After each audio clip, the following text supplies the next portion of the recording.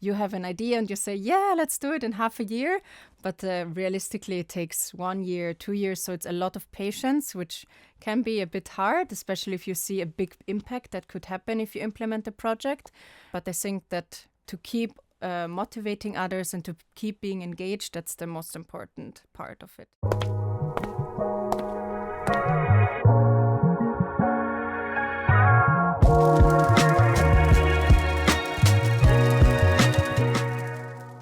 Hi, it's Evgenia Pelevina, and it's a series about professional development. Here, I talk with people who really like what they do and ask direct questions about the work. And the purpose of this series is to show the diversity of career paths and to highlight the beauty of different professions today. And today we have a new guest. It's Jessica, who is a social impact manager. Hi, Jessica. Hello. Thank you for coming. And I would like you to introduce yourself. Can you say a few words about your background and how did you start? Okay, let's go a bit back to 2012 after finishing my studies of school. So as everyone, then I was a bit in a situation, what should I actually work? Where can I see that I have actually really good skills and what are my interests? So I have a bachelor in anthropology and sociology.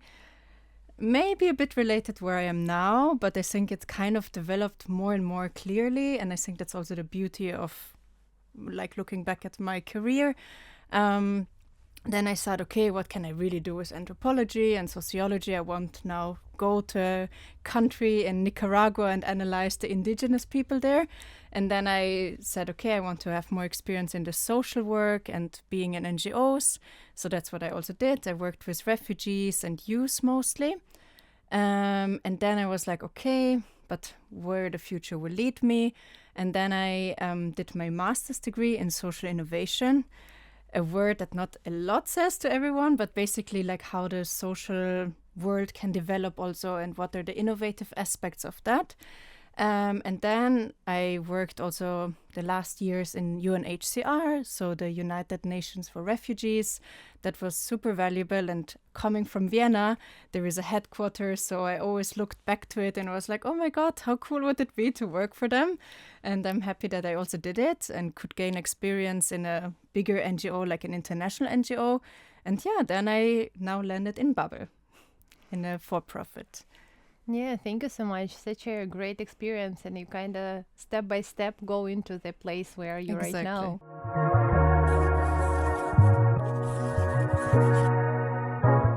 Can you just share your like daily duties? I don't know. What are you doing during your working day? So now in Babel, I would say it's three aspects come into my mind. So one of them is definitely to work with NGOs and to see how we can collaborate better with them. What are their needs? What can we offer? And how we can kind of find a middle way to collaborate nicely together and also to tackle some needs from their sides. That's one aspect. The other aspect is that we're doing reporting. So maybe some of you know ESG, which stands for Environmental, Social and Governance. So this is kind of a report that corporates have to do in order to show transparency of what they're doing in those three areas. And there's also a lot coming up now regarding from the EU. So there is a lot of new guidelines that we also have to get familiarized with them. And then the third aspect, I would say, is also the whole internal volunteer framework and how you can actually engage the colleagues also to have a bit of time and find projects that they also, where they also feel like engaged and they want to support that in their day-to-day work. How do your usual working day looks like? Okay, that's actually one thing that I really like about my work is that there is no day-to-day framework. Every day looks very different, but some elements are again always all the time happening. Definitely emails that I have to write to different people, then also a lot of meetings. I would say part of the work is definitely a lot of research where you look, okay, what are actually other companies are doing that are also doing social impact? Where are opportunities within the company? So you'd have more like stakeholder engagement talks. And then also to a bit, better understand what is actually impact. That's a very new area also for companies. So I think that's a constant development, and there is no, how I say, one way. So I think it's also to understand a bit more how research is also developing and to better understand that.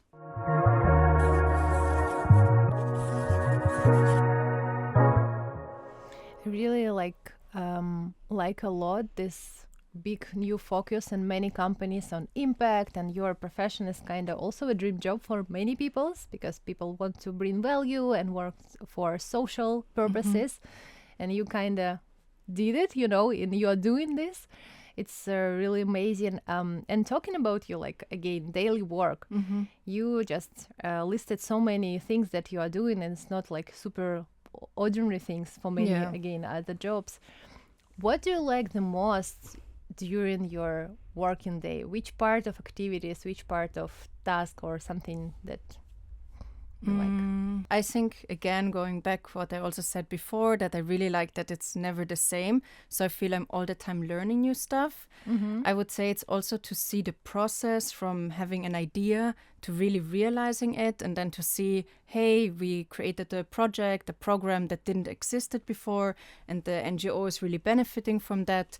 So I think that's super valuable. Also in my previous works, when we had ideas and sometimes you don't know how actually the target group will react to it or the beneficiaries. So to really see that a project is, like the idea and then the realization, it's actually something that goes and then it works, and then you can also say like, hey, that had a positive impact on the beneficiaries. Yeah, it's also so tangible, and you can see results. It's kind of cool. Again, also part about this role. Yes. Maybe you can share with me any example of your recent projects that you really felt satisfaction, or proud. What was it? If you can share. Okay, let's start with the most recent one. So coming from the NGO world, I was not at all familiar with ESG reporting and how a corporate is writing something like that. So last year, I really had to learn how to do this stakeholder engagement talks, which again are different than in the NGO world, and then to kind of see myself learning on the way. And then I think that also that was super valuable for me. And then to see, okay, there was an initial idea that we want to have again an ESG report, and then to really have it in my hand, printed it out. That was a really great success moment for me. And also usually when, again, what I mentioned, when you have a program, for example, in UNHCR, we had something that called cash-based intervention, where we basically give money to refugees and want to measure then the impact that it had, this money. That was around 1,000-ish euros. And then we wanted to see how the beneficiaries used that money, how the refugees used it, and what was the impact on that.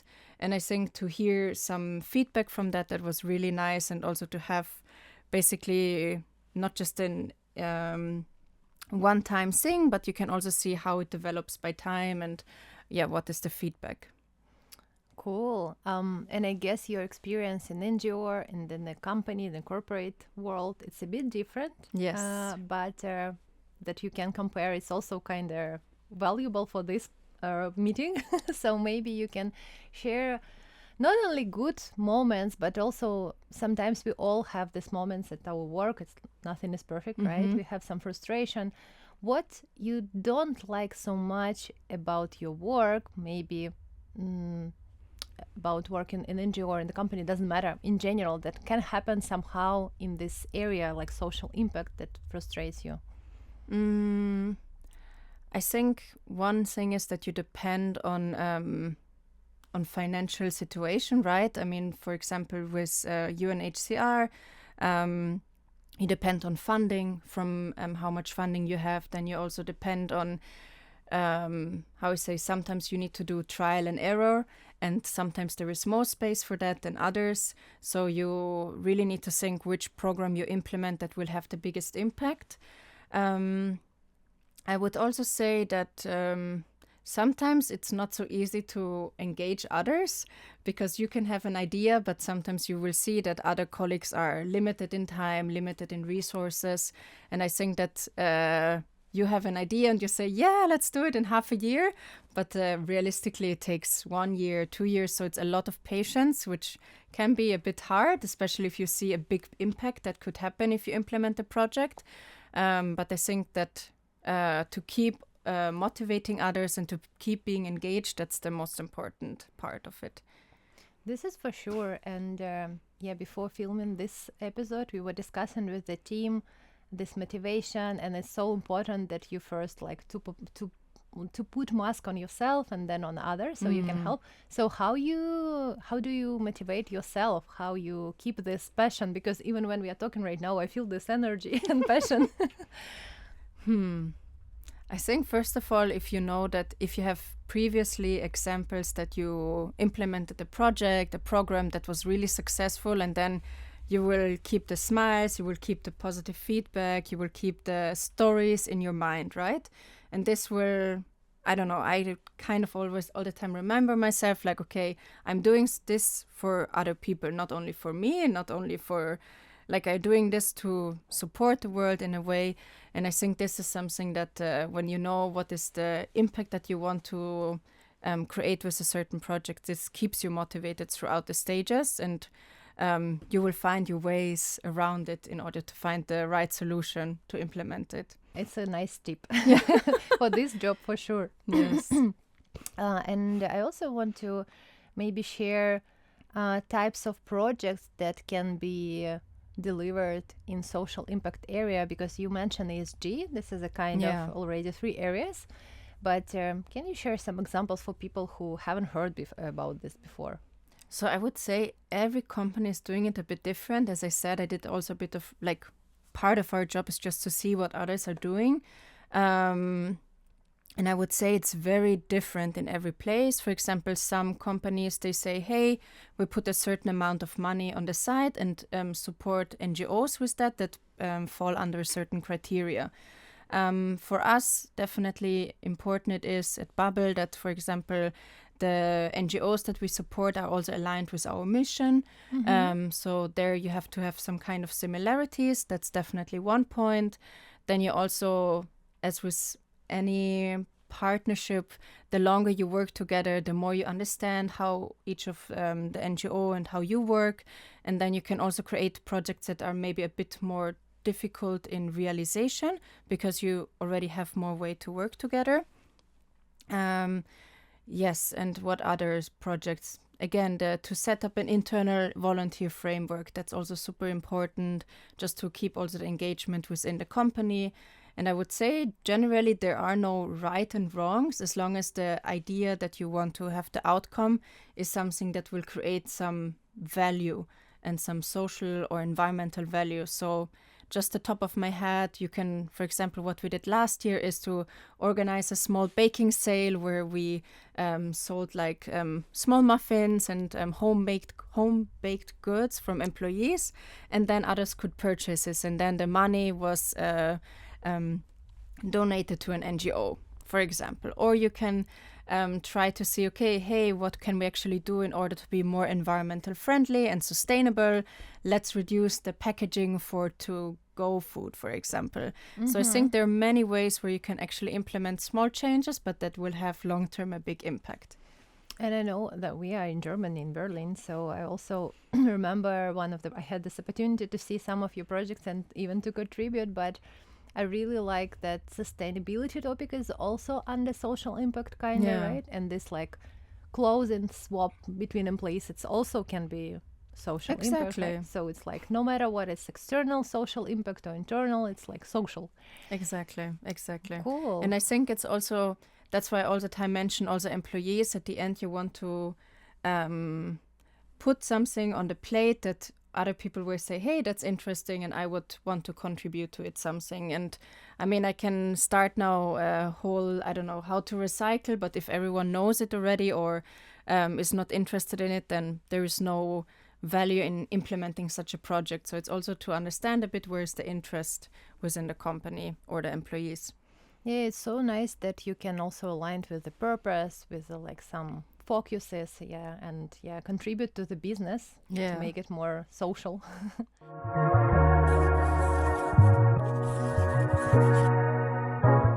So let's talk about the professional growth in this area.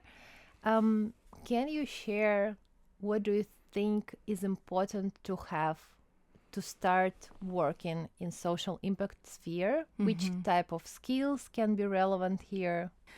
I would say that for me it really helps project management skills. So just to have an overview, sometimes we have a lot of projects happening and you need to be aware of what are the next steps, how can you really, what do you need to put into it in order to be successful. I would also say stakeholder engagement. It helps if you know how to talk to people and also how to put your idea into their heads so they can also better understand and see the value within it.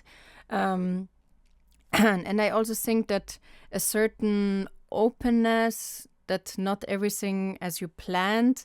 Flexibility. Flexibility, yes, exactly. That would be super important because many times certain things come in the way and not as planned, but I think flexibility is super important also. And I think a certain interest also to impact measurement, that's also very valuable. And to also research all the time to understand a bit where the world is developing, what are trends that are arising. This is overlapping with a lot of other jobs, of course, and Yes. like soft skills again are so important and crucial. Yes. Do you think that specific education is like so crucial for this also? Because you have your masters already in the right area. Yes. But is it like can it be a blocker for someone to start working in social impact sphere? I would not say so. I think that the experience, the more experience you have, the more necessary it is. And for me personally, I mean, my studies was very helpful also to understand the area in general and to be familiar with certain terms already. But I would not say that it's definitely necessary. And that's also something how you can grow inside by just starting with a traineeship, for example, or an internship, right? I see on LinkedIn, there are many positions for social impact areas where you can start with that. And I think HR could be also relevant. I mean, project management, right? Business development. I think you can tackle it from very different angles. I also saw sometimes that social impact can be related more to PR, so external or internal communication, or it can be also related to design, how you design something so it has more value and you can put the message out there.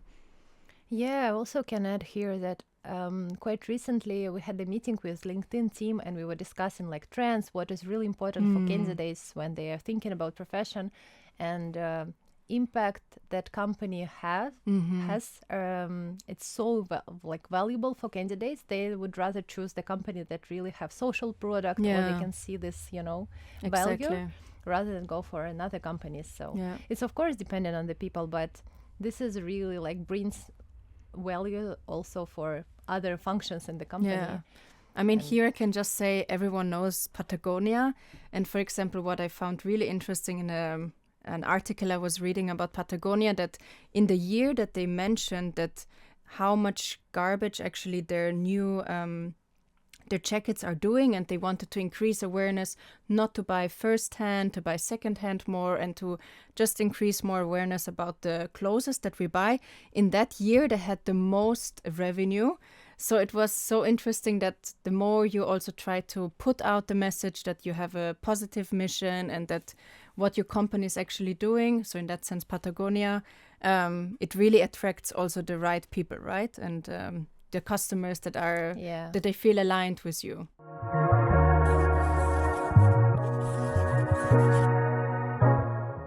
So we are talking about like transition to social impact, but if we look at this from another perspective, if you want to do a step further, where do you think you can go? Like which areas can be relevant for as a next career step if you, for instance, don't want to just grow as a social impact manager? I was also thinking about it. It's not Sure? That's a good question. I think that definitely what I see currently is also a trend is more into the direction of consultancy, for example, because not all the time companies have in-house an impact team. Many times they just what is not just, they have a consultancy that are assisting them with impact projects, for example. So this is definitely, I think, a very interesting direction, because you learn how different companies are tackling social impact or generally impact, also environmental. And then I think it's also maybe HR could be also related, because you can also do more like community management, for example. Employer branding, probably. Employer branding, exactly. And then I also think, for example, foundations are interesting, or again, those bigger NGOs like, for example, UNHCR or other ones where you have also a rather potential career path there. And for companies, I think, I mean, now I'm professional social impact manager, but you can also turn to a director, for example, right? And the bigger the company is, for example, let's say Lego or Zalando, that have more employees, the more opportunities you also have to grow. Yeah, I do agree. Maybe here to add, like sometimes, again, on LinkedIn, I see that there's sometimes people that are called marketing and impact managers. So I think if the company is open and you have an interest for impact, in every field actually of the company you can implement impact, and that would be, I think, ideal, right? If everyone would think a bit of, okay, what can I do in my day-to-day life, in my position, to make it more social, to make it more environmental friendly. I can print less, I can not drive the car, but come with the bike to the office. So it's not only a certain position, but also everyone can think of their day-to-day work. State of mind. Exactly. Yeah. It's like in one famous book, like have your 10 or 15 minutes to make this planet better.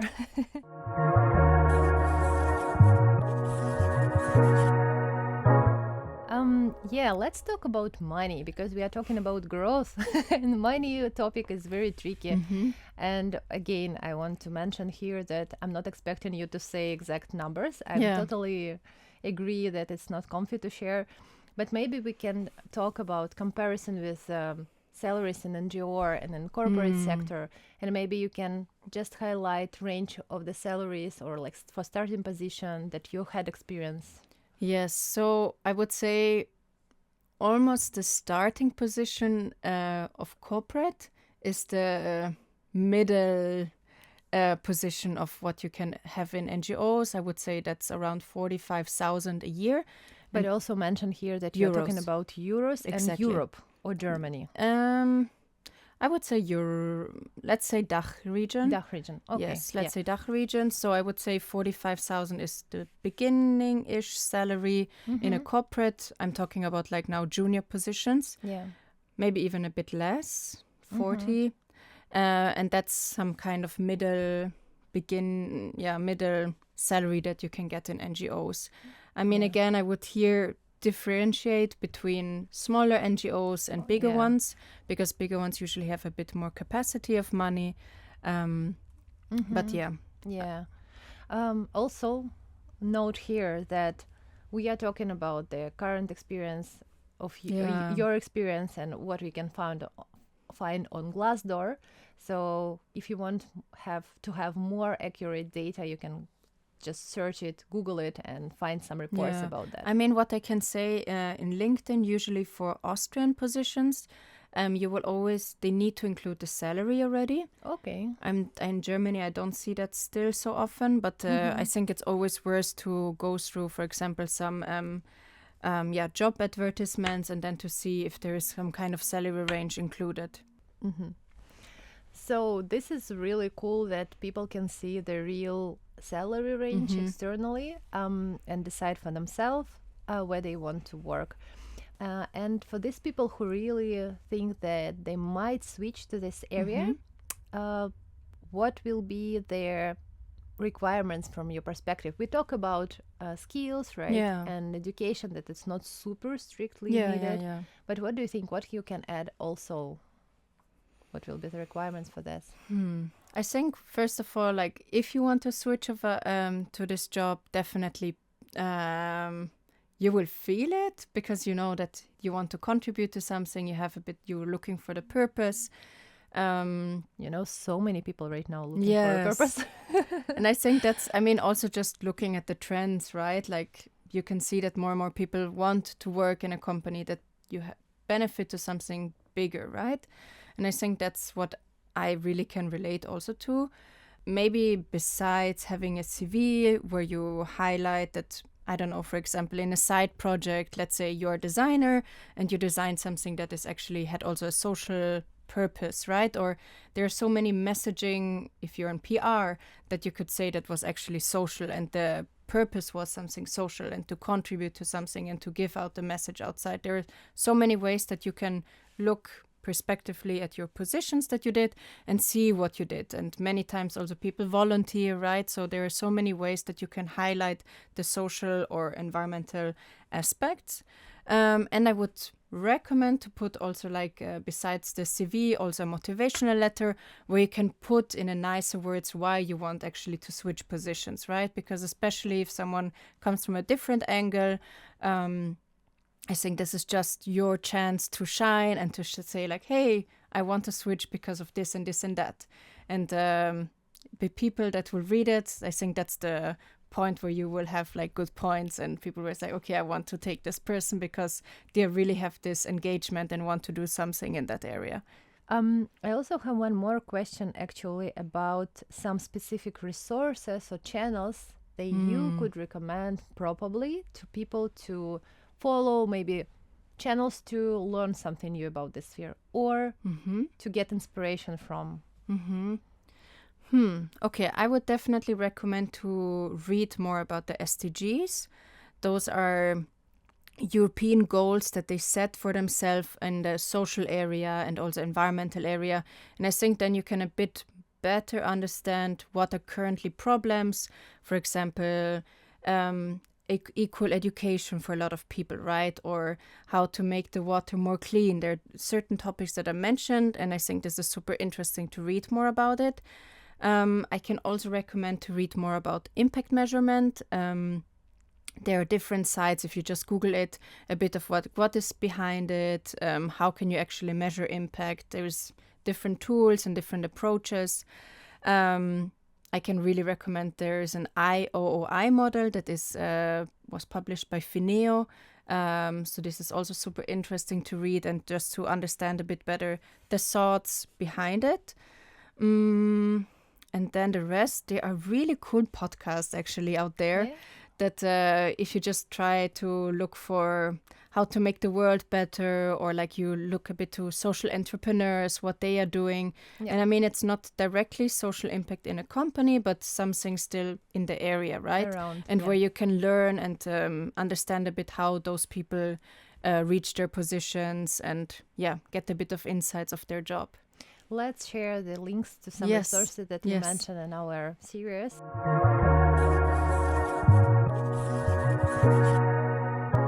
And the last question to follow up our amazing fruitful discussion, what would you advise like beginners on this journey? What would you recommend? Okay, first of all, I think it's super nice to volunteer.